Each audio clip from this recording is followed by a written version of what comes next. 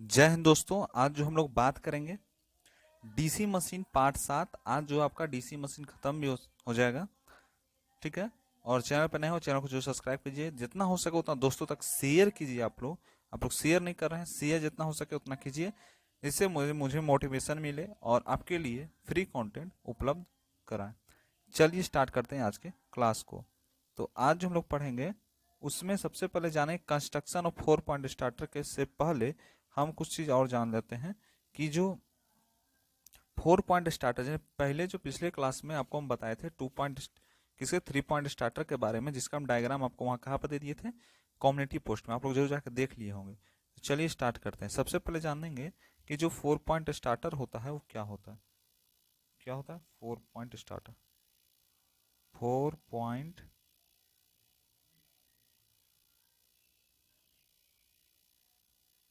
Four point starter. तो देखिए 4 point starter में यूज करते हैं, क्या क्या यूज करते हैं देखिए, लिख लीजिए कि हम जो 4 पॉइंट स्टार्टर होता है, 4 पॉइंट स्टार्टर में उसमें शाफ्ट और कंपाउंड मोटर का यूज करते हैं। इट यूज्ड इट यूज्ड क्या? शाफ्ट शाफ्ट का यूज करते हैं। और किसका यूज करते हैं? कंपाउंड मोटर का यूज करते हैं। किसका? कंपाउंड मोटर का हम यूज करते हैं एज ए 4 पॉइंट स्टार्टर में। बात अब क्या हो रहा है कि जैसे मान लीजिए कभी भी ओवरकम या प्रॉब्लम है, कोई भी प्रॉब्लम आ जाए तो क्या होता है, तो वेन फील्ड द करंट जो है लो हो जाता है। ठीक है। तो लिख सकते हैं to overcome the problem the problem, causes, ठीक है ना, when the field when the field when the field क्या होता है, इस कारण से जो फील्ड बनता है उसका जो करंट जो होता है इज लो, बहुत ही लो हो जाता है। और कभी समझ जाइए कि जो यहाँ पर जो है एनवीसी का कनेक्शन होता है, NVC is connected across to line, यानी दो लाइन के बीच में किसका कनेक्शन होता है? एनवीसी का। लिख सकते हैं यहाँ पर NVC is connected connected NVC जो कनेक्ट होता है वह ये क्रॉस किसके क्रॉस होता है कनेक्ट? तो एनवीसी जो कनेक्ट होता है वो किसके क्रॉस होता है? टू लाइन कनेक्टेड पर क्रॉस, है ना, द टू लाइन टू, ठीक है, एक मिनट, टू लाइन, है ना, कनेक्टेड, दो लाइन जो है कनेक्ट हो जाता है। और वह कनेक्ट किसके साथ होता है? Of F terminal, F terminal के साथ वह कनेक्ट हो जाता है। थ्रो किसके द्वारा? थ्रो किसके द्वारा? किसके द्वारा वह कनेक्ट होता है? तो लिखेंगे स्टार्टर के द्वारा, थ्रो द स्टार्टर, ठीक है, and other directional to second line. उसके बाद क्या होता है? स्टार्टर के साथ ये कनेक्ट होता है और द सेकेंड लाइन जो होगा and the second line from, ठीक है, सेकेंड लाइन कहां से? फ्रॉम, कहां से? Another L terminal, another L terminal, L terminal के साथ यह कनेक्ट होता है ऑफ द स्टार्टर।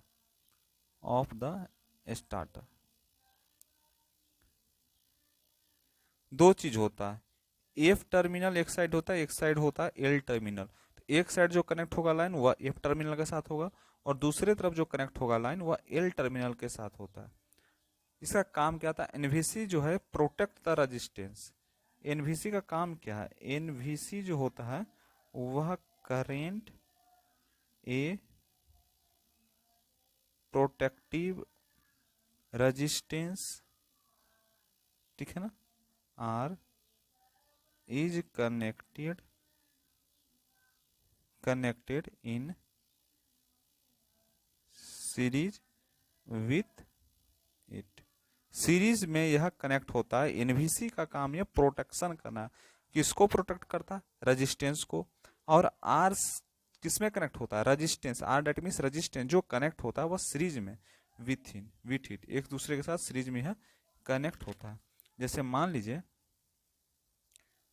जी आपके लिए कंस्ट्रक्शन मिला, तो कंस्ट्रक्शन में क्या होता है? कंस्ट्रक्शन देखिए, कंस्ट्रक्शन और ऑपरेशन ऑफ 4 पॉइंट स्टार्टर। ठीक है, 4 पॉइंट स्टार्टर का क्या कंस्ट्रक्शन होता है, क्या ऑपरेशन होगा, इसको हम लोग जानते हैं। देखिए 4 पॉइंट स्टार्टर जो होता है उसका नेम हम लिख सकते हैं कि suggested to 4 main operational point. यह 4 मेन ऑपरेशन पॉइंट के साथ सजेस्ट होता है। एंड जो लाइन होता है एल क्या होता है? L that means line terminal. L क्या है? Line terminal. और वह एल है जो लाइन टर्मिनल है वह कनेक्टेड किसके साथ होता है? To positive of supply. जो सप्लाई आ रहा है उसके साथ यह कनेक्ट होता है। और ए जो है आर्मेचर टर्मिनल होता है जो कनेक्टेड टू आर्मेचर वाइंडिंग के साथ कनेक्ट होता है। एफ जो है फील्ड टर्मिनल हो जो कनेक्ट होगा फील्ड वाइंडिंग के साथ। और फोर्थ पॉइंट एन, एन जो होता है वह नो लोड वोल्टेज होता है। ठीक है, आप कैसे धर सकते हैं? धरने का तरीका क्या बता दें? एल, एल लिख दिया। एल यानी एल जो है लाइन टर्मिनल कहलाता है, लाइन टर्मिनल। ठीक है ना, तो हम लोग ऐसे धर सकते हैं। ए का मतलब समझेंगे आर्मेचर। ठीक है, और एफ का क्या समझ जाएंगे? एफ का माने फील्ड से शुरुआत होगा।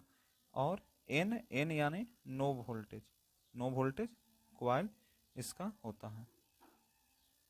ठीक है, डायग्राम के थ्रू भी समझ आइए। जैसे मान लीजिए क्या है डायग्राम, इस डायग्राम के थ्रू भी हम समझ जाएंगे कि यह क्या है। That is the R1, R2, R3, R4, R5, ये सारे एक दूसरे से कनेक्ट हैं। ठीक है, और यहाँ पर ये क्या है? वोल्ट मीटर है। ये जो है वोल्ट मीटर इसके साथ ऐसे करके माप रहा है, एक आर्क बना रहा है। यहाँ जो है V यानी वोल्टेज है वह डीसी सप्लाई का होता है। यह मोटर है A1 और A2। ठीक है, यह क्या है? इसको शेपिंग ओवरलोड रिलीज, इसी से ओवरलोड जो होता है वह रिलीज होता है। स्टार्टर का ही हैंड है, यानी स्टार्टर जो होता है, जो स्टार्टर का मतलब क्या होता है? जो ये सब पूरा देखिए तो स्टार्टर का जो हैंड है इस पार्ट को कहते हैं। एंड इसको सॉफ्ट आयरन पीस के नाम से जानते हैं। ठीक है, इसको जूम कर दें, जूम करके समझिएगा। चलिए देख लेते हैं, देख लिए। तो इसमें हम क्या देख रहे हैं? इसमें देखिए हम लोग क्या देख रहे हैं, इसमें हम लोग देख रहे हैं डेट इज R1 है, ये क्या है? R2 है, ये क्या है? R3 है, ये क्या है? R4 है, ये क्या है? R5 है। 1 2 3 4 5 इस तरह का एक स्टार्टर बन रहा है। इस पॉइंट को जो कहते हैं, यह जो पॉइंट होता है, इस पॉइंट को जो हम कहते हैं उसको नो वोल्ट कॉइल कहते हैं। ठीक है, और यहाँ पर जो ये देखिए इस पॉइंट को, ये पॉइंट कहता है parallel connection of NBC field. यह जो पॉइंट देख रहे हैं आप, इस तरह का रेजिस्टेंस बनाते हैं। देखिए इस तरह का आप रेजिस्टेंस बनाते हैं कि नहीं बनाते हैं? इसको आर कहते हैं। दैट मीन्स यह जो है डिनोट किसको करता है? रेजिस्टेंस को डिनोट करता है। आपको समझ आया होगा। ठीक है ना, तो वही पॉइंट बोल रहा है कि ये सारे क्या है? रेजिस्टेंस है। और इसको हम ऑफ कंडीशन में भी है, जब यहाँ पर ये चढ़ेगा इस तरह से तो ये ऑन कंडीशन होगा। यह क्या है? ब्रश आर्क है। यहाँ पर बीच पॉइंट को आर्क कहते हैं, यानी आर्क कल हम बताए थे आपको, इस तरह का जो कटता है इस पॉइंट को हम आर्क कहते हैं। ये स्टेटर हैंडल है, स्प्रिंग है। जैसे स्प्रिंग क्या सा होता है? इस तरह का स्प्रिंग होता है। स्प्रिंग कैसा होता है थोड़ा बता देते हैं आपको। जैसे देखते हैं आप लोग इस तरह का स्प्रिंग देखते होंगे, या इस तरह का जो स्प्रिंग देखते होंगे, है ना। तो यह एक प्रकार का स्प्रिंग है। ठीक है, समझ गए, जिससे वह क्या है? टंगा हुआ, लटका हुआ। ये ओवरलोड रिलीज यहाँ पर होता है। ठीक है, तो समझ आ गया। कॉन्सेप्ट कैसा लग रहा है जरूर नीचे कमेंट करके बताइए। अब यहाँ पर क्या है? यहाँ पर देखिए इसको हम रेजिस्टेंस करते हैं। यह क्या है? रेजिस्टेंस। क्यों? क्योंकि यह इस सिंबल किसका है? रेजिस्टेंस का सिंबल है। ये लेवर है, इसको ट्रायंगुलर आयरन पीस कहते हैं। यह जो आयरन पीस देखिए ट्रायंगुलर टाइप का है। देखिए और जूम कर देते हैं आपके लिए। यह जो आयरन पीस है ट्रायंगुलर टाइप का है कि नहीं? देखिए ट्रायंगुलर क्यों कहा? क्योंकि इसके ऊपर जो ये शेप बना हुआ है, ये वाला पूरा शेप, ये कैसा शेप का है? ट्रायंगुलर शेप का। और इसको हम करते हैं लेबर, इसको हम क्या कहते हैं, लेबर कहते हैं।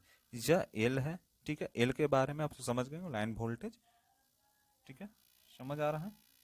यहाँ पर डीसी वोल्टेज है, यह कनेक्टेड है, और यहाँ पर एक मोटर है लगा हुआ, जो डीसी मोटर कहलाता है। इसका दो टर्मिनल होता है, एक A1 टर्मिनल होता है और A2 टर्मिनल होता है। That means the it is the motor, ठीक है, कोई चीज प्रॉब्लम नहीं होना चाहिए, ठीक है, कोई दिक्कत नहीं होगा, है ना। चलिए हम आगे बात करते हैं। आप लोग इतना चीज सबको समझ गए होंगे। तो स्टार्टर के बारे में हम लोगों ने पढ़ लिया है। अब जो हम लोग पढ़ेंगे वह हम लोग क्या पढ़ेंगे कि जो डीसी मशीन में ही पढ़ रहे हैं कुछ पॉइंट है, जैसे आयरन लॉस के बारे में समझते हैं, कॉपर लॉस समझते होंगे, मैकेनिकल लॉस समझते हैं, सारे लॉस होते हैं। तो हमको बताइए आप, अब नेक्स्ट क्या पॉइंट बन रहा है। नेक्स्ट पॉइंट जो यहाँ पर बन के आ रहा है वह हो रहा है डेट मीन्स आयरन लॉस। सबसे पहला जो पॉइंट हम लोग लिखते हैं उसको हम आयरन लॉस के नाम से जानते हैं, that is called iron loss. Iron loss, ठीक है। क्या होता है आयरन लॉस, देखिए सबसे पहले जानते हैं कि जो पीआई होता है, ठीक है, आयरन लॉस जिसको कहते हैं, वह बराबर जो होता है वो पीई प्लस पीएन के बराबर होता है। ये क्या होता है इसके बारे में थोड़ा बता देते हैं आपको। आयरन लॉस जो होता है वो फिक्स्ड होता है, आयरन लॉस जो होता है ये क्या होता है, फिक्स्ड होता है, ठीक है, तो समझ आ गया। अब यहाँ पर क्या होता है, जैसे मान लीजिए पीई क्या है, what do you meaning by the PE. PU को हम कहते हैं ईडी करेंट लॉस, ठीक है। आयरन लॉस को पी आई से डिनोट करते हैं, ठीक है। और यहाँ पर जो पी और एन है, पी एन जो है उसको हम कहते हैं हिस्टेरेसिस लॉस, हिस्टेरेसिस लॉस के नाम से जानते हैं। अब क्या होता है, थोड़ा इसके आगे और पॉइंट लिख दीजिए कि it reduced to reduce eddy current loss the lamination are used. Reduce करने के लिए एडी करंट लॉस को इसमें लेमिनेशन का यूज हम करते हैं, ठीक है। अब बात करते हैं to minimize minimize hysteresis loss. Hysteresis loss को मिनिमाइज करना, हिस्टेरेसिस लॉस हम लोगों ने पढ़ लिया पिछले क्लास में, ठीक है। तो हिस्टेरेसिस लॉस एंड सिलिकॉन जिसको 3% टू 5% होते हैं, इज एडेड, यहाँ पर ऐड होते हैं। आप लोग एक चीज और बता देते हैं, यूटिलाइजेशन जो बुक है जो आप लोगों को पढ़ना है, एसएससी जेई आरबी जेई सारे जैसे क्वेश्चन पूछते हैं, उसको हम जो है संडे स्पेशल में डाले हुए हैं। संडे स्पेशल का एक और बना हुआ होगा जिसमें यूटिलाइजेशन लिखा हुआ रहेगा, उसका पार्ट 1 आया है, यूटिलाइजेशन बहुत ही बड़ा चैप्टर है, तो पार्ट 1, एक पार्ट 2 आएगा, 2 वीडियो आएगा। संडे स्पेशल उसको लाया जा रहा है कि संडे को स्पेशल में कोई एक बुक को कवर किया जाए, ठीक है ना। एक चल रहा है आपका, एक कवर वहाँ पे होते जाएगा, तो वो भी जो नहीं देखे होंगे जाके वहाँ पे जरूर जाकर देख लीजिए, उसका प्लेलिस्ट आपका बना हुआ है, प्लेलिस्ट में जाइए आराम से मिलेगा, संडे स्पेशल है, ठीक है, उसको बनाया हुआ है, वह एसएससी और आरबी जेई को देख ही बनाया गया। अब बात करते हैं, इस समझ गए। अब हमको जानना है कि अब हमको ये बताइए कि कॉपर लॉस के बारे में सुने हैं, क्या सुने हैं, कॉपर लॉस क्या होता है, कॉपर लॉस, कॉपर लॉस,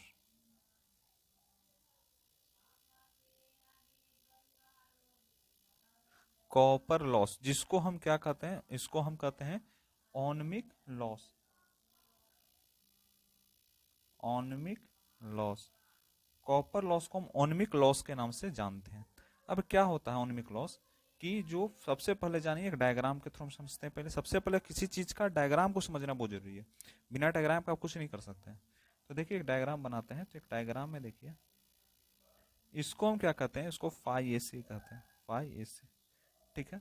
और यहाँ पर एक जो है मोटर लगा हुआ है, ये क्या कर रहा है, रोटेट कर रहा है, ये क्या कर रहा है, रोटेट।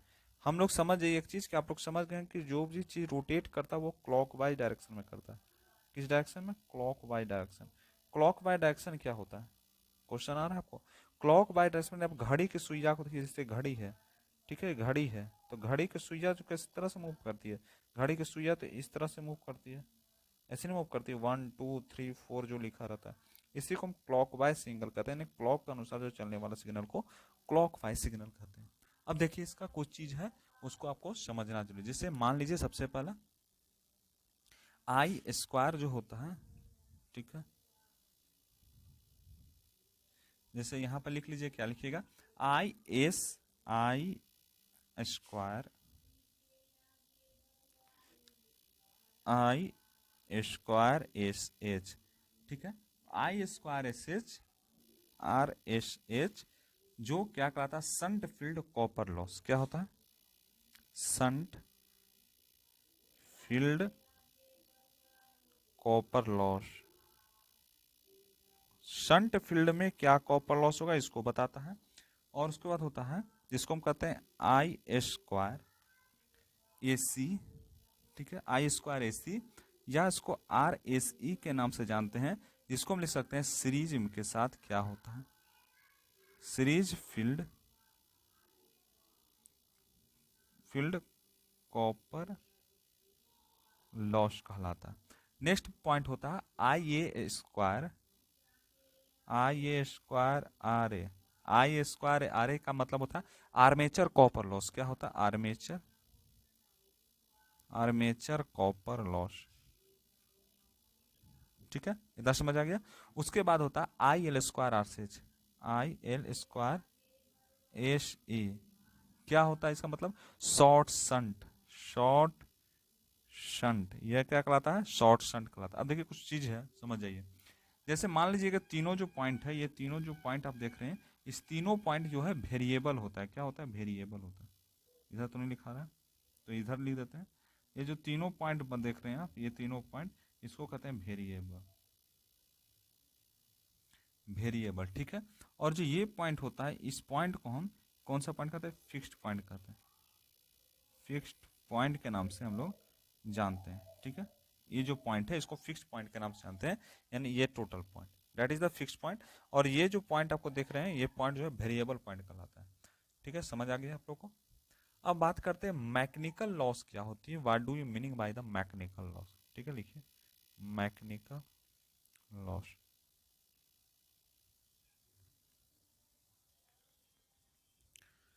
चलिए लिखते हैं मैकेनिकल लॉस। मैकेनिकल लॉस क्या होता है? मैकेनिकल लॉस, तो मैकेनिकल लॉस में हम लोग लिख सकते हैं कि जो मैकेनिकल लॉस होता है वो किस चीज को देखेंगे, तो मैकेनिकल लॉस जाने, फ्रिक्शन लॉस, टी विड्ज लॉस, जो फ्रिक्शन लॉस होता है प्लस विड्ज लॉस, क्या लिख सकते हैं? फ्रिक्शन लॉस प्लस विड्ज लॉस, इसको हम मैकेनिकल लॉस के नाम से। और स्ट्रे लॉस होता है, और एक और होता है जिसको कहते हैं रोटेशनल रोटेशनल लॉस, बराबर होता है mechanical loss plus iron loss, iron loss कहलाता है, ठीक है। यहाँ पर लिख देता है, साफ से आपको लिख देता है आयरन लॉस, ठीक है। और क्या पॉइंट बनता है कि जैसे कांस्टेंट लॉस जो होता है वो क्या होता है, what do you meaning by the constant loss, constant loss होता है क्या, ठीक है। तो लिखिए यहाँ पर जो कांस्टेंट लॉस होता है, कांस्टेंट जो लॉस होता है वह बराबर होता है किसका? Mechanical loss, mechanical loss plus में iron loss, I square S H square S H कहलाता है, ठीक है। ये चीज आप लोग समझ गए होंगे, इस पॉइंट को रिमेंबर पूरा कर लीजिएगा, ठीक है ना। किसका मतलब क्या होता है, जैसे कांस्टेंट लॉस है तो इसलिए मैकेनिकल लॉस, मैकेनिकल यानी क्या होता है? मैकेनिकल इंजीनियर जो है यानी यांत्रिक रूप से हानि, यांत्रिक रूप से हानि। इसका मतलब क्या होता है, जो चीज हमको हिंदी आएगा वो बता देंगे आपको। यह होता है यांत्रिक, यांत्रिक हानि, ठीक है। प्लस आयरन का मतलब क्या होता है, आयरन का मतलब लोह, तो लोह हानि, ठीक है। ठीक है, ये चीज समझ आ गया। अब बात करते हैं उसके नेक्स्ट में efficiency. What do you meaning by the efficiency? Efficiency क्या होता है, इसका मतलब समझिए थोड़ा। EFFICIENCY, एकदम बेसिक चीज आपको बता रहे हैं, सारी चीज बेसिक बेसिक चल रहा है, ठीक है। अब कहीं भी पढ़ लीजिए, यही चीज नहीं पढ़ाएगा कोई भी। आउटपुट बाय में इनपुट, ठीक है। बहुत सारा चीज ऐसा ऐसा टॉपिक ला रहे हैं आपके लिए, हम छोटे छोटे बारीकी से ला रहे हैं, वो भी फ्री क्लास में। तो फ्री क्लास आपके लिए आ रहा है। आपको एसएससी जेई 2025 को फोड़ना है, आरआरबी जेई 2025 को फोड़ना है, एकदम फोड़ते जाना है, जितना भी एग्जाम होगा सारे को फोड़ना है, ठीक है ना। इतना समझ के चलना है। फिर क्या होता है इफिशियंसी?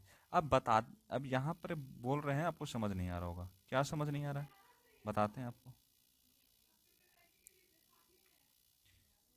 कि यह जो पॉइंट होता है, ये जो पॉइंट होता है, ये एन होता क्या है? N that means the efficiency, N क्या, इफिशियंसी। ये जो एन जो लिख रहे हैं हम लोग, इसको हम इफिशियंसी के नाम से जानते हैं। N that is the symbol of the efficiency, ठीक है। अब जैसे मान लीजिए आगे का पॉइंट करते हैं कि four four four motor, four motor, motor में बात किया जाए, जो आउटपुट बराबर में किसका होता है, ई बी आई ए, बैक जो क्या होता है इनमें, इंटू आई ए, यानी करंट, आर्मेचर करंट क्या होता है, जिसको हम क्या लिख सकते हैं कि लॉस बराबर, जिसको हम यहाँ पे पॉइंट लिख देते हैं कि जो लॉस होता है, जो लॉस होता है वो लॉस क्या होता है, लॉस जो होता है वह कांस्टेंट लॉस प्लस में variable loss, loss. Constant loss को हम किससे डिनोट करते हैं, कांस्टेंट लॉस को हम जो डिनोट करते हैं वो ओमेगा सी से डिनोट करते हैं, और वेरिएबल लॉस को जो हम डिनोट करते हैं वह डिनोट करते हैं आई ए स्क्वायर आर ए से डिनोट करते हैं। पॉइंट आप लोग नोट कर लीजिएगा, लिख लीजिएगा, ठीक है, समझ आ गया। अब जो नेक्स्ट बात करते हैं इसी में, एन जो हुआ, ठीक है,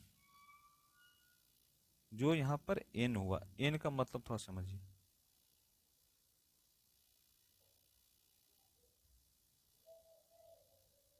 एक मिनट, एन क्या हुआ, what do you mean by the N? तो यह जो फॉर्मूला आपको आ रहा है, ठीक है, ये सब चीज जान गए, कैसे जानेंगे थोड़ा प्रूफ करके हम आपको बताते हैं। N that means the efficiency, ठीक है। इफिशियंसी बराबर हम लोग पढ़े हैं कि जो E B into I A, by में कितना चलेगा, ई ए आई ए, ठीक है, प्लस में ओमेगा सी, और क्या चलेगा, प्लस में आई ए स्क्वायर आर ए चलेगा, ठीक है। और उसके बाद क्या बनेगा, फिर इफिशियंसी लिखेंगे, इफिशियंसी बराबर क्या होगा, 1 अपॉन में 1 प्लस ओमेगा सी अपॉन में ई ए आई ए प्लस में E I A square R A by E B I A, ठीक है, इतना समझ आ गया। अब फिर क्या होगा, इफिशियंसी फिर आएगा, जो हम लिख सकते हैं 1 अपॉन में क्या, 1 प्लस, इसको हम थोड़ा पीछे लिख लेते हैं, ठीक है, आगे का पेज में, आगे का पेज में इसको लिखेंगे, ठीक है, आगे का पेज थोड़ा लिखिए। जो यहाँ पर इफिशियंसी होगा, इफिशियंसी को लिख सकते हैं 1 अपॉन में 1 प्लस ओमेगा सी बटा में ई बी आई ए, ठीक है, प्लस में आई ए आर ए बटा में ई बी, ठीक है, हो गया। अब क्या करेंगे, फॉर मैक्सिमम इफिशियंसी, जब मैक्सिमम इफिशियंसी की बात किया जाए, for maximum efficiency, maximum efficiency में क्या होगा कि जो डी होता है वह बटा में किसका होगा, DIA का बटा होता है, DIA का बटा में होता है, जो 1 प्लस ओमेगा सी, ठीक है, AB इंटू IA प्लस में IA RA बटा में EB, ठीक है, जो बराबर में 0 होगा। डिफरेंशिएशन निकालना है तो हम लोग डिफरेंशिएशन निकालते हैं।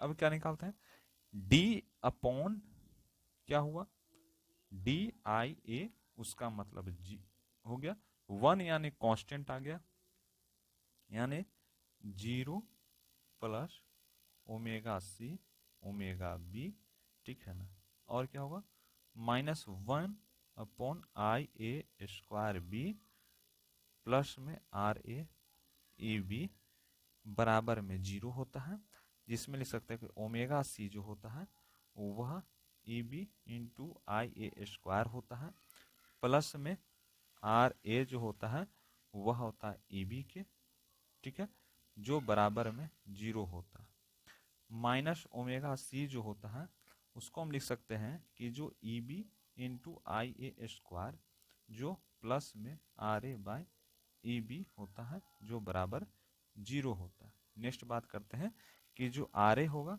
बटा में EB होता है, ठीक है, उसको हम लिख सकते हैं कि जो ओमेगा सी, ठीक है, EB/IA², तो क्या हुआ, EB से EB कैंसिल हो गया, तो क्या लिखा गया यहाँ पर IA² RA बराबर ओमेगा सी। कैसे आया omega C, cross multiplication to both, यानी इसमें यहाँ और इससे यहाँ, तो क्रॉस मल्टीप्लिकेशन होगा तो हम लोग समझ जाएंगे, ठीक है, तो समझ आ गया। तो वेरिएबल जो लॉस बन के आएगा, वेरिएबल लॉस क्या होता है, वेरिएबल जो लॉस होता है वह बराबर होता है कांस्टेंट लॉस का, कांस्टेंट लॉस के बराबर होता है, ठीक है, वेरिएबल लॉस जो है कांस्टेंट लॉस के बराबर होता है। इतना समझ आ गया, इतना समझ आ गया। अब बात करते हैं IA² RA बराबर ओमेगा सी होता है, इतना समझ जाइए आगे कि जो IA² RA बराबर में ओमेगा सी होता है, IA को जो हम लिखते हैं √ ओमेगा सी इंटू RA के नाम से जानते हैं, ठीक है, तो समझ आ गया। अब नेक्स्ट बात क्या करते हैं, जनरेटर, डीसी मशीन में जिससे जनरेटर की बात हो रही है, तो मोटर हम लोगों ने पढ़ा, बहुत सारी चीज पढ़ा, तो जनरेटर के बारे में थोड़ा समझ आते हैं। जैसे मैकेनिकल पावर जो होता है, ठीक है, तो मैकेनिकल पावर में देखिए समझ जाइए, जैसे मान लीजिए कि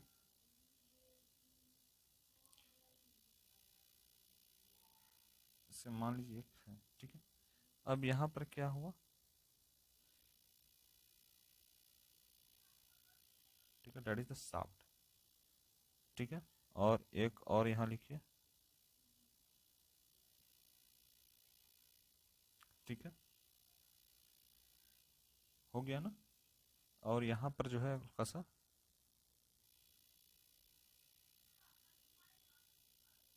इसको हम अलग बनाते हैं आपको, 1 मिनट हो जाइए, ठीक है, अब क्या हो रहा है, यहां से एक और गया, ओके। अब देखिए यहाँ पर मैं बताता हूँ आपको, सबसे पहले ऊपर का पॉइंट को,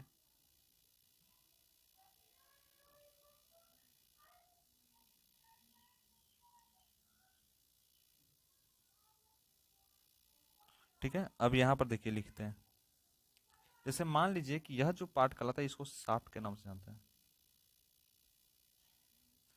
और यह जो पॉइंट है इस शाफ्ट का आउटपुट है, ठीक है, और यहाँ पर जो है IL है प्लस माइनस V यानी वोल्टेज, यह जो होता है इसको हम क्या कहते हैं, इस पॉइंट को हम कहते हैं कॉपर लॉस, जिसको हम I²R, यहाँ पर कॉपर लॉस होता है, डैट मीन्स यह क्या है, आउटपुट है, ठीक है, और यहाँ पर इसको हम क्या कह सकते हैं, एक EBIA के फॉर्म में भी लिख सकते हैं। That is the mechanical, that is the mechanical power, mechanical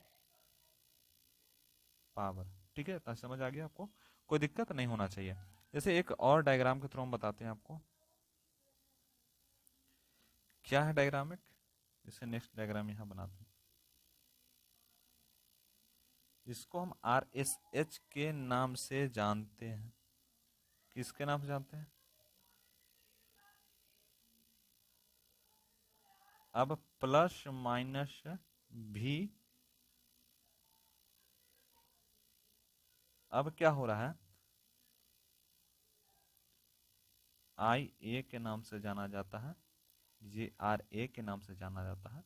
यहाँ पर एक शाफ्ट लगा रहता है, ये पॉइंट क्या है, एक शाफ्ट का, जिसमें एक कंटेनर है। ठीक है, इसको हम क्या करते हैं, that is the mechanical load, mechanical load के नाम से जाना जाता है। यहाँ से जो जाते हैं इसको हम आई एस एस यानी शंट करंट कहते हैं, या शंट का रेजिस्टेंस होता है। ठीक है, ये चीज समझ आ गया होगा। अब कुछ पॉइंट है जिसको नोट पॉइंट बना के लिखिए। फर्स्ट पॉइंट जो लिखिएगा यहाँ पर, ठीक है ना, फर्स्ट पॉइंट में यहाँ लिखिएगा कि जो इनपुट होता है, जो इनपुट पावर होता है वह क्या होता है, वह बराबर होता है वी आई एल का, यानी वोल्टेज और करंट। कैसा current, L, L that means क्या बताया था आपको,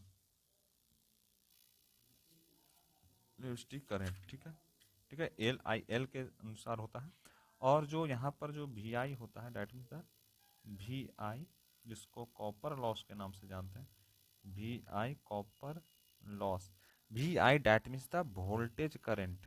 ठीक है, बराबर होता है ई बी, ठीक है, आई ए के बराबर होता है बैक ईएमएफ, और बैक इम्पिडेंसी बराबर आर्मेचर के करंट के। फिर नेक्स्ट होता है ए बी आई ए। जो रोटेशनल की बात किया जाए, रोटेशनल में लॉस होगा, तो रोटेशनल लॉस जो होता है वह शाफ्ट का, जो शाफ्ट का आउटपुट होता है। और उसके बाद नेक्स्ट पॉइंट बोलते हैं कि जो इफिशियंसी बराबर होता है आर एस एच बटा वी आई एल कहलाता है। नेक्स्ट पॉइंट की बात किया जाए, इसी तरह से हम जैसे बात कर रहे हैं तो उसी तरह से आगे क्या बात होगा। ठीक है ना, मान लीजिए कि एक जनरेटर है, डेट मीन्स जनरेटर। ठीक है, और जनरेटर के पास जो है, ठीक है, अब यहाँ पर जनरेटर में क्या हो रहा है, क्या प्रोसेस हो रहा है, थोड़ा समझ जाइएगा। ठीक है ना, जैसे मान लीजिए इसको हम करते हैं जनरेटर। ठीक है, यह कहलाता है ई जी आई ए कहलाता है। यहाँ पर जो मैकेनिकल लगता है, मैकेनिकल, इसको इनपुट के नाम से जानते हैं, और इसको हम आयरन के नाम से जानते हैं। ये किसका बना होता है, आयरन का बना होता है, यानी iron loss plus mechanical, mechanical loss. यहाँ पर जो बन रहा है आपका, ठीक है, डेट मीन लोड यहाँ पर लगा हुआ है, जो क्या कहलाता है, प्लस माइनस भी लोड कहलाता है। यहाँ पे क्या आएगा, लोड के करंट क्या होता है वो आता है। यानी यहाँ पर जो हमको बता रहे थे V I L, I L का मतलब जैसे यहाँ पीछे आपको हम बताए थे कि आई एल जो यहाँ पर लिखा हुआ इसका मतलब क्या है, लोड का करंट क्या है, यह इसका मतलब होता है। ठीक है, लोड के करंट से इसका संबोधन किया जाता है। अब देखिए क्या होता है, जिसे मैकेनिकल इनपुट जो होता है,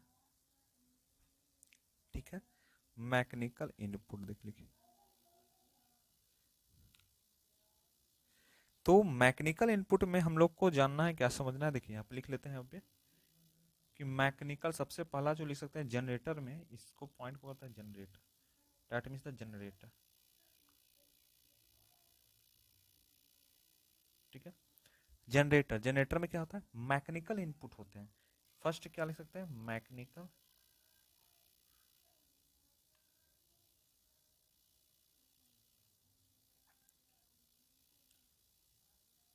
मैकेनिकल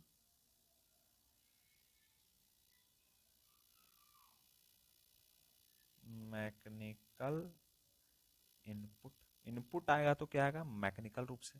नहीं, हम इनपुट दे रहे हैं, कैसा दे रहे हैं, मैकेनिकल इनपुट दे रहे हैं, यानी यांत्रिक रूप से उसको घुमा रहे हैं तो यानी मैकेनिकल एनर्जी लग रहा है, इलेक्ट्रिकल एनर्जी बन रहा है। अब कैसे जाएगा इसका प्रोसेस समझिए। दूसरा पॉइंट में क्या हो जाएगा कि मैकेनिकल जो इनपुट होता है, जो मैकेनिकल इनपुट होता है वह क्या बन जाता है, मैकेनिकल इनपुट जो होता है वह माइनस में जाएगा आयरन लॉस के, आयरन लॉस के, ठीक है। और क्या होगा, प्लस में मैकेनिकल लॉस हो जाता है, प्लस में मैकेनिकल लॉस हो जाता है। फिर क्या होता है, बराबर इसी को तो हम कहते हैं EGIA। समझ में आया। उसके बाद तीसरा पॉइंट जो यहाँ पे लिखते हैं, इसको कहते हैं EGIA minus copper loss, copper loss, जिसको बराबर में हम VTIL के फॉर्म में लिख सकते हैं। इफिशियंसी के जब फार्मूला की बात किया जाए तो बड़ा हम लिखे, इफिशियंसी जो होता है वह VTIL अपॉन में मैकेनिकल इनपुट कहलाता है। समझ आ गया। अब बात करते हैं रोटेशन की। जैसे मोटर किस तरह से रोटेट करता है, मोटर हमेशा क्लॉकवाइज में रोटेशन करता है ना। जैसे मान लीजिए कि मोटर है, जैसे मान लीजिए कि मोटर है, एक ये मोटर है, एक ये मोटर है। तो देखिए मोटर क्या करता है, मोटर का मतलब समझिएगा। जैसे मान लीजिए ये क्या है, ठीक है,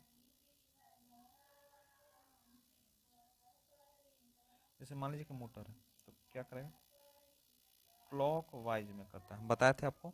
और यह जो है मोटर और एंटी क्लॉक वाइज दोनों में करता है, एंटी क्लॉक वाइज भी करता है। ये कौन करता है ऐसा काम, मोटर करता है। लेकिन जनरेटर जो होता है, जनरेटर जो होता है वह हमेशा जो वर्क करेगा वो क्लॉक वाइज में वर्क करता है। जैसे मान लीजिए टी जो है वो डायरेक्टली प्रोपोर्शनल होगा फाई इंटू आई ए कहलाता है, ठीक है, तो समझ आ गया। अब जैसे आफ्टर जो prime mover, after prime mover, prime mover की बात किया जाए तो क्या करता है, डैमेज करता है, डैमेज मोटर जो rotate in same direction of generator. क्या बोलता है, बोलता है कि आफ्टर ए परमानेंट होल्ड, जैसे परमानेंट मैग्नेट की बात किया जाए तो वो डैमेज हो जाए अगर, तो motor rotate in same direction, तो मोटर जो है एक ही डायरेक्शन में, जिस डायरेक्शन में वो रोटेट कर रहा है उसी डायरेक्शन में वो रोटेट करने लगता है, ठीक है। अब बात करते हैं कि जो हम किस तरह से टेस्ट करते हैं, testing of the DC machine. जिससे हम क्या करते हैं, टेस्टिंग की बात किया, टेस्टिंग ऑफ डीसी मशीन तो दो तरह से कर सकते हैं। एक मोटर और जनरेटर दो तरह से में हो सकता है, डायरेक्ट टेस्टिंग और इनडायरेक्ट टेस्टिंग, दो तरह के टेस्टिंग का हम यूज करते हैं। तो लिखिए पॉइंट बोल रहा है, testing of a DC motor, testing of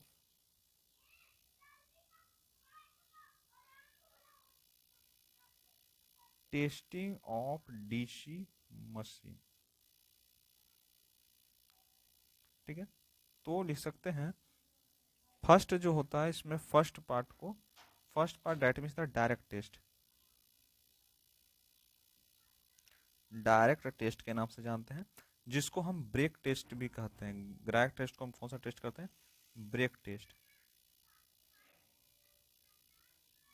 ठीक है ना, इतना समझ आ गया। अब क्या होता है, क्या बोलता है डायरेक्ट टेस्ट क्या होता है, देखिए सब पॉइंट लिखिए कि in this test, in this test, इस टेस्ट में, यह जो परीक्षा होगी इसकी, इसकी परीक्षा में the DC, the DC motor is directly test at loaded condition, loaded condition में इसकी टेस्ट होगी। बात किया जाए कि एप्लीकेशन की, तो स्मॉल रेटिंग मशीन में इसका एप्लीकेशन लिख लीजिए।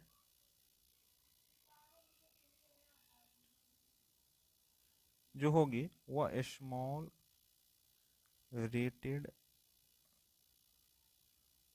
मशीन में यूज होगा, only for small rated machine, सिर्फ स्मॉल रेटेड मशीन के लिए। अब बात करते हैं वही जिसको हम कहते हैं indirect test. In direct test, indirect test में देखिए समझिएगा कि सबसे पहला जो होता है वो सुब्रेन टेस्ट होता है। फर्स्ट जो पार्ट होता है उसको हम क्या लिख सकते हैं, स्विनबर्न टेस्ट, ठीक है।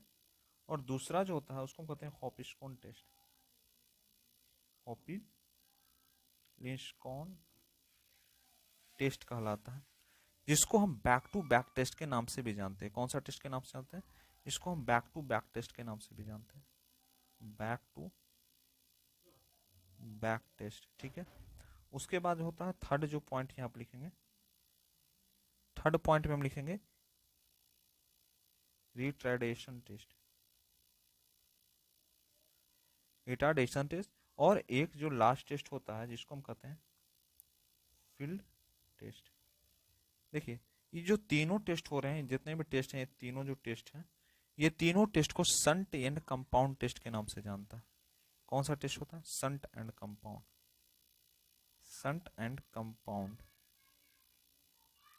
टेस्ट, ठीक है। और यह जो टेस्ट कहलाता है, यह टेस्ट कहलाता है सीरीज टेस्ट, ठीक है। अब चलिए लिखते हैं थोड़ा पॉइंट, इसमें लिखते हैं सबसे पहले स्विनबोर्न टेस्ट।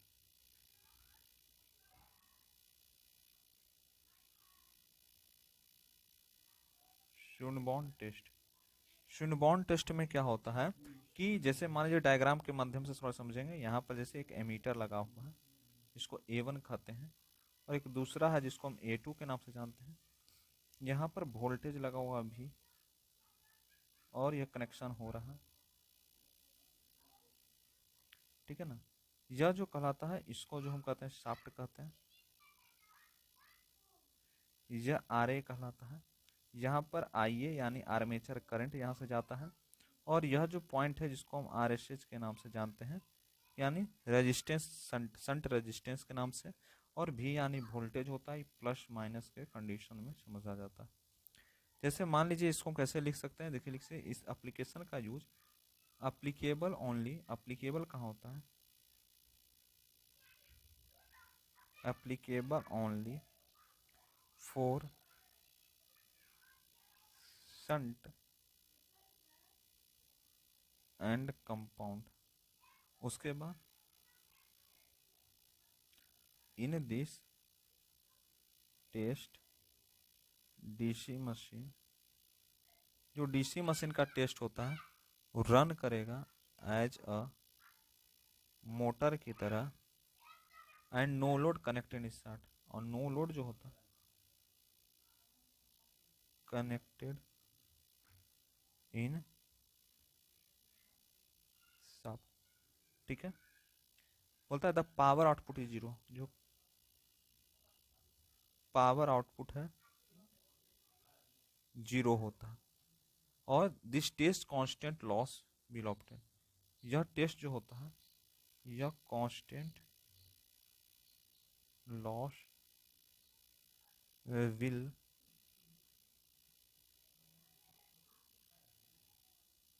ऑब्टेन, ठीक है। अब जैसे इनपुट की बात किया जाए, इनपुट की, इनपुट बराबर होता है क्या, आउटपुट प्लस लॉस। और इनपुट जो होता है वह zero plus variable loss plus constant loss कहलाता है, ठीक है। अब कांस्टेंट लॉस क्या कहलाता है, देखिए लिख लीजिए, कांस्टेंट जो लॉस कहलाता है वह बराबर होता है इनपुट माइनस में वेरिएबल के, ठीक है। जिसको हम लिख सकते हैं कांस्टेंट लॉस बराबर होता है VIL माइनस IA² RA के बराबर में होता। ठीक है, इतना चीज समझ आ गया। अब थोड़ा सा पढ़ते हैं हम लोग, इसको बोलते हैं हॉपस्कॉन टेस्ट। हॉपस्कॉन टेस्ट, या इसको हम क्या कहते हैं बैक टू बैक टेस्ट, या इसको क्या कह सकते हैं रीजनरेटिव टेस्ट। कितने तरह का टेस्ट होगा सोच लीजिए। इसको क्या कहते हैं हॉपस्कॉन टेस्ट।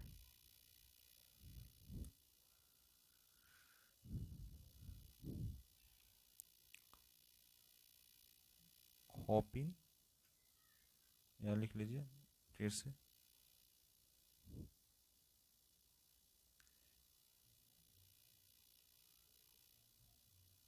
हॉपिकिंसन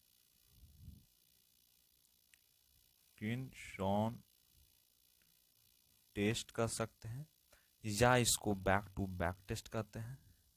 देखिए बड़ा में थोड़ा लिखते हैं, या या या क्या कहते हैं, या इसको हम कहते हैं बैक टू बैक टेस्ट,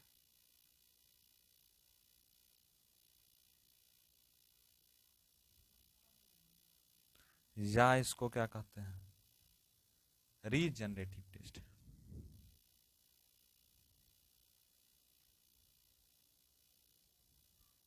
ठीक है, इतने नाम से जानते हैं। ठीक है ना, तो चलिए इसके बारे में थोड़ा जान जाते हैं।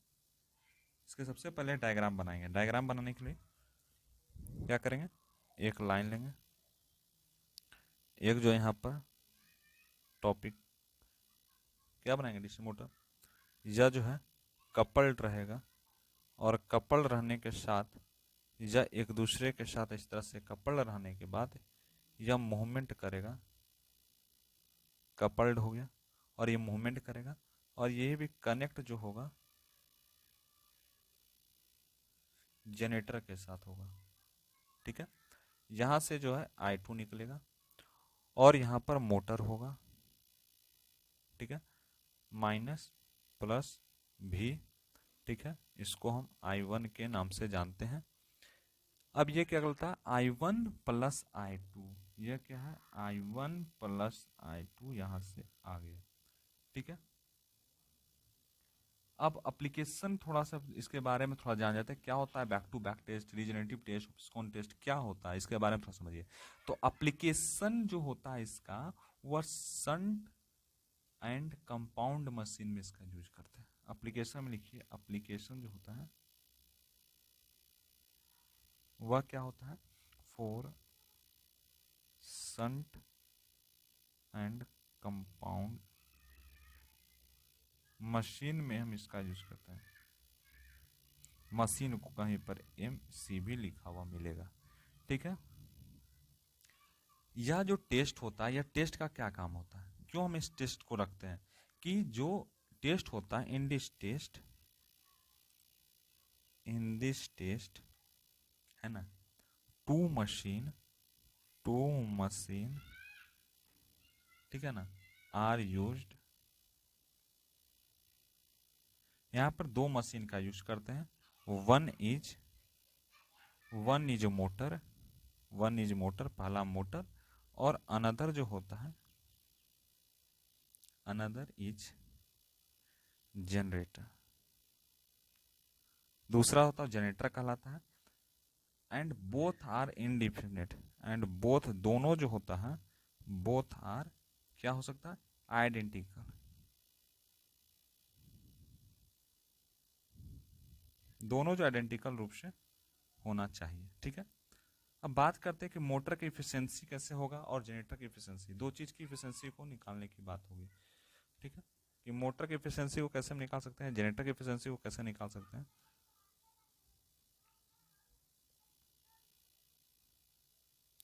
ठीक है,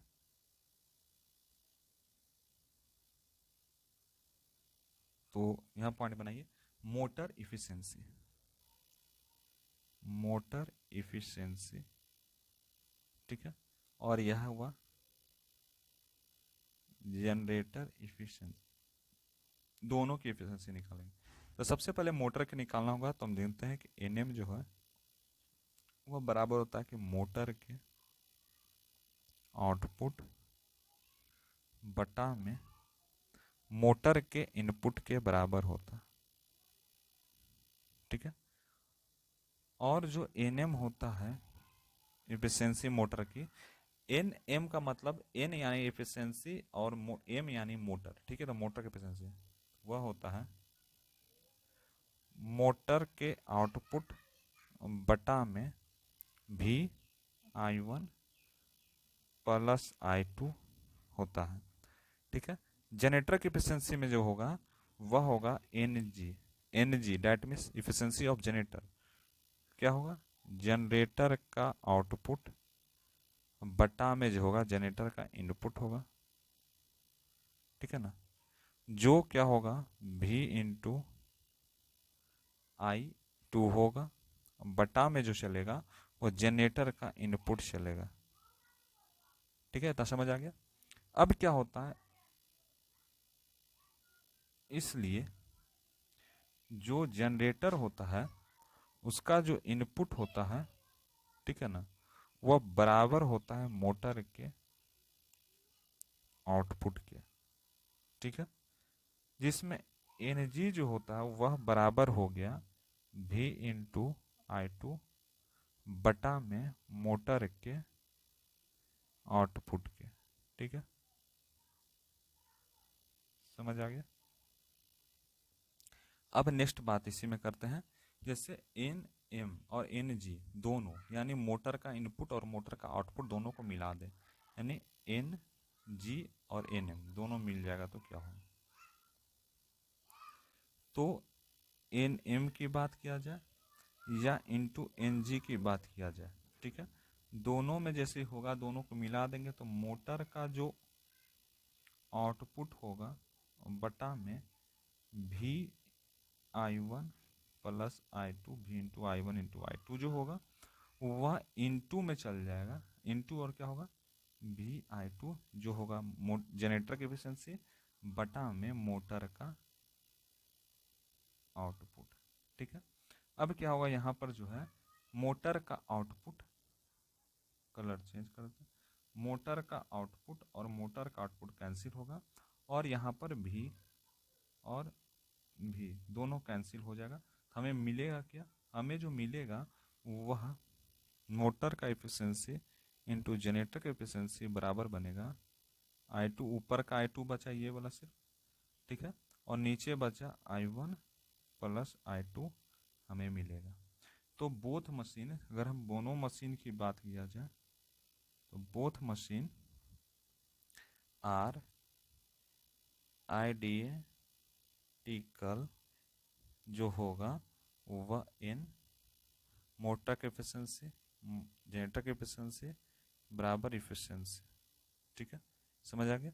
तो इफिशिएंसी इंटू इफिशिएंसी जो होगा वो I2 बटा I1 प्लस I2 होता है, जिसमें हम जान सकते हैं कि जो इफिशिएंसी होगा का स्क्वायर वह I2 बटा में I1 प्लस I2 होगा। और इसको हम लिख कैसे सकते हैं, इफिशिएंसी बराबर रूट अंडर I2 बटा में I1 प्लस I2 होगा। ठीक है ना, कोई प्रॉब्लम नहीं होना चाहिए। अब बात करते हैं इसी में डीसी मशीन में ही क्या पॉइंट लिखेंगे, एक पॉइंट लिख दीजिए इसी आगे कि जो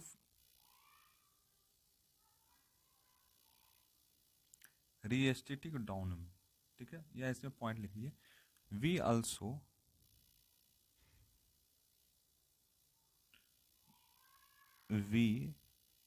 ऑल्सो ठीक है ना, क्या होगा डिटरमाइन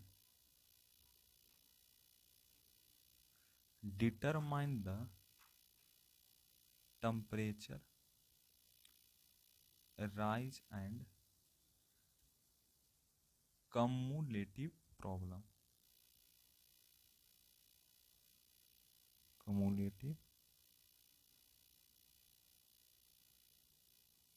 ठीक है। और इस टेस्ट में इफिशिएंसी जो है डिटर्मिनेंट होता है। In this test in this test जो इफिशिएंसी होता है वह क्या होता है, डिटर्मिनेंट करता है, डिटर्मिनेंस करता है। अब नेक्स्ट जो बात करेंगे वह होगा रिटार्डेशन डाउन टेस्ट। रिटार्डेशन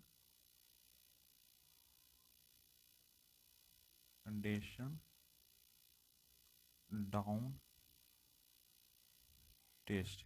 ठीक है, रिटार्डेशन डाउन टेस्ट क्या होता है? It is applicable for shunt and compound machine. यह कहाँ होता है अप्लीकेबल?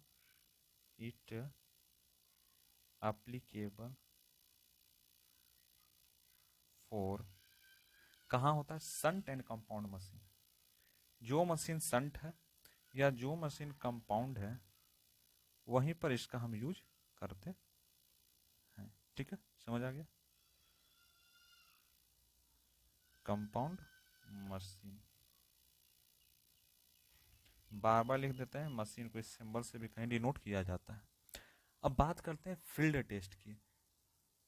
तो फील्ड में इसका जब टेस्ट की बात किया जाए तो it perform for DC series machine. यह कहाँ परफॉर्म करता है? It perform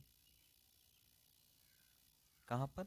DC, for DC series machine में इसका परफॉर्मेंस होता है। और टू आइडेंटिकल डीसी मशीन है, यहाँ पर जो है दो identical DC machine are used. ठीक है, तो समझ आ गया? इसको हम क्या कर सकते हैं? इसको हम इफिशिएंसी ऑफ डीसी मशीन भी कर सकते हैं। It also gives the it also gives the efficiency of DC machine. ठीक है, अब बात करते हैं armature reaction in DC motor. DC motor में क्या आर्मेचर रिएक्शन होगा, इसको थोड़ा पढ़ लेते हैं। Armature reaction in DC motor, armature reaction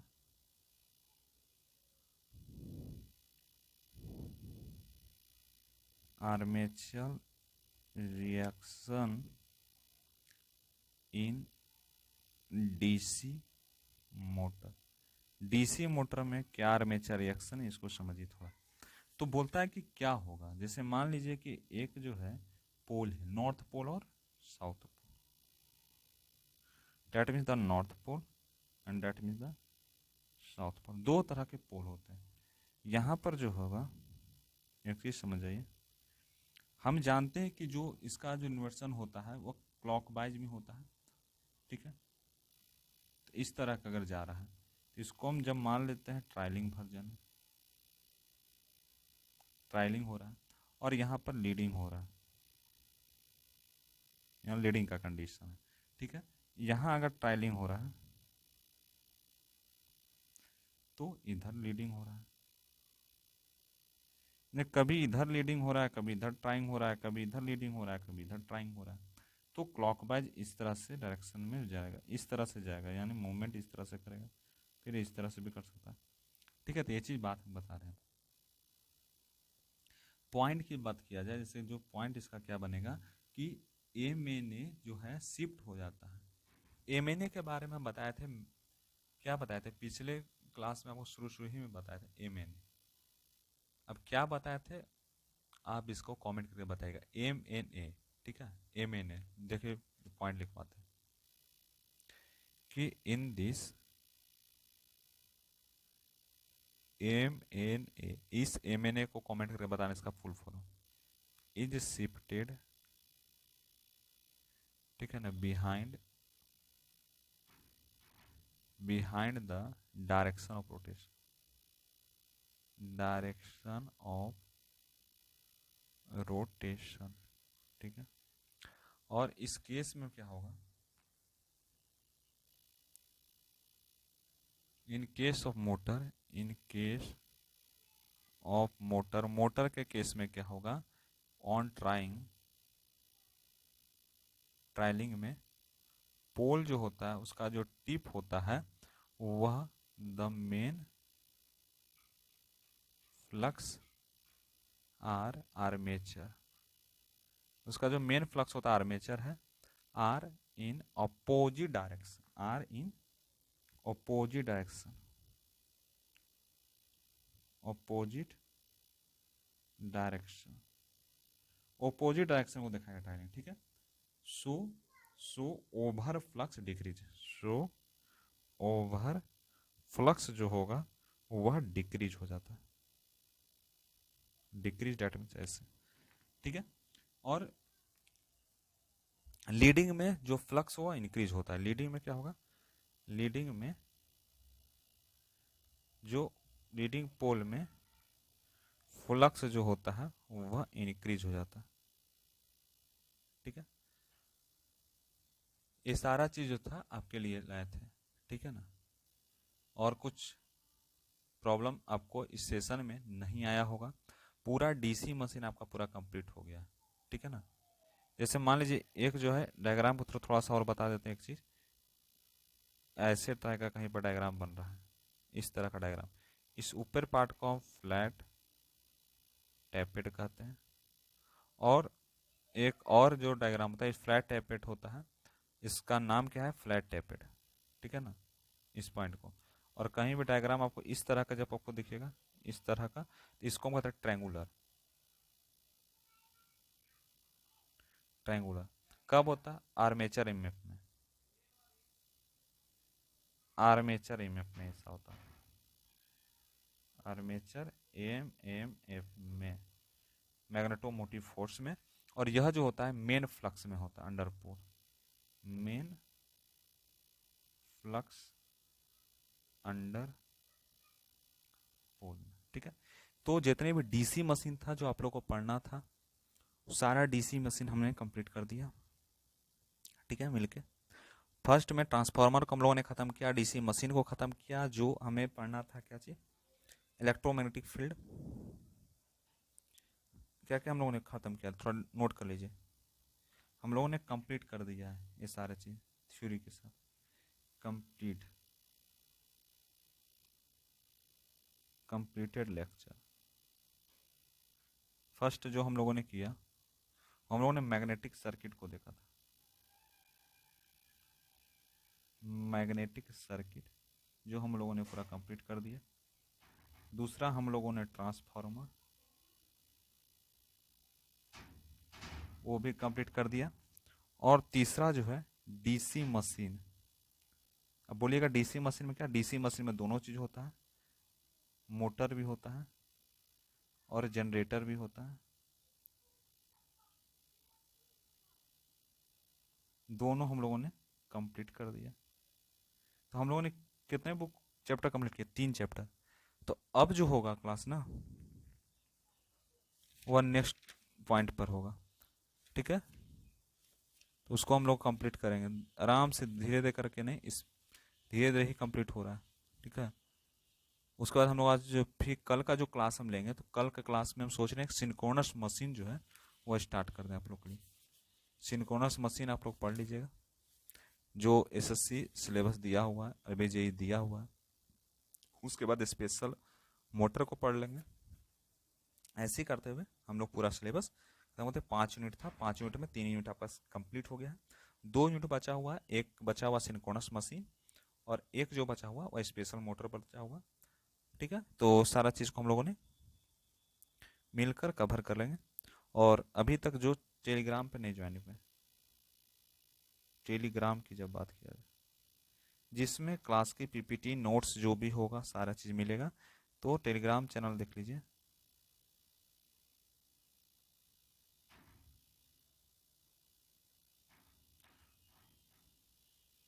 जी, ये टेलीग्राम चैनल है, ठीक है। अब जैसे लिख दीजिएगा इस क्लास का जो सिंबल है यूट्यूब का, वही सिंबल पर ही है। तो इस टेलीग्राम चैनल यहाँ पर ज्वाइन हो जाएगा, आप लोग यहीं पर जो है नोट्स सब मिल जाएंगे। जो आपका पूरा, जो अगर हम सोच रहे हैं कि पूरा मशीन जो है पूरा कंप्लीट हो जाएगा, एक बार पूरा जो है आपको पूरा नोट्स मिल जाए, जिससे आपको कोई भी दिक्कत नहीं हो। और आप लोग जो है प्रॉपरली रूप से नोट्स तैयार कीजिए, बिना नोट्स के कुछ नहीं होने वाला है, ठीक है ना। और थोड़ा सा लास्ट में थोड़ा टिप्स दे देते हैं आपको कि जैसे एसएससी जेई जो होता है, एसएससी जेई जो होता है वह दो पैटर्न से लेता है एग्जाम। एक पेपर वन के नाम से लेता है और दूसरा जो लेता है पेपर टू लेता है। ठीक है, दो एग्जाम लेता है। तो पेपर वन में क्या आता है, टेक्निकल आता है और प्लस नॉन टेक्निकल आता है। ठीक है, और पेपर टू में जो आता है वो सिर्फ टेक्निकल आता है। ठीक है, इसमें 1/3 होता है, इसमें 1/3 होता है, लेकिन याद रखिएगा निगेटिव मार्किंग होता है। इसमें जो टेक्निकल आता है वो 100 मार्क्स का आता है और प्लस नॉन टेक्निकल जो होता है वो भी 100 मार्क्स का होता है। लेकिन यहाँ पर जो टेक्निकल आता है वह टोटल 100 मार्क्स का आता है, जिसमें 100 मार्क्स जो है पर क्वेश्चन पर 3 मार्क्स जो है निर्धारित किया गया इसमें। लेकिन इसमें जो है, इसमें 200 क्वेश्चन है, 200 क्वेश्चन 200 मार्क्स का होता है, यानी 1 मार्क्स फॉर ईच क्वेश्चन। ठीक है, ये चीज़ समझ आ गया। तो वैसे ही हम लोग को चलना है, पेपर वन में भी चलना है, टेक्निकल को ही हम देख रहे हैं, टेक्निकल को ज़्यादा कवर करना जरूरी है। तो टेक्निकल आप लोग को पहले पढ़ा रहे हैं। ठीक है, जैसा जैसा नीड होगा उससे आपके लिए हम लाएंगे वीडियो। ठीक है, और एक जो बात बताते हैं यूटिलाइजेशन की, जो बात हो रही है यूटिलाइजेशन हमने पढ़ा दिया है, फर्स्ट पार्ट आपको अपलोड हो गया है, तो वो देख लीजिएगा। ठीक है, यूटिलाइजेशन आप लोग जरूर देख लीजिएगा। यूटिलाइजेशन का फर्स्ट पार्ट हो गया और सेकंड पार्ट अगला संडे को कंप्लीट हो जाएगा। ठीक है, एक 2-3 पार्ट चलेगा कि जो थोड़ा बड़ा है। ठीक है, तो मिलते हैं अगर क्लास में। ठीक है ना, नए चैप्टर की शुरुआत करते हैं। Thank you.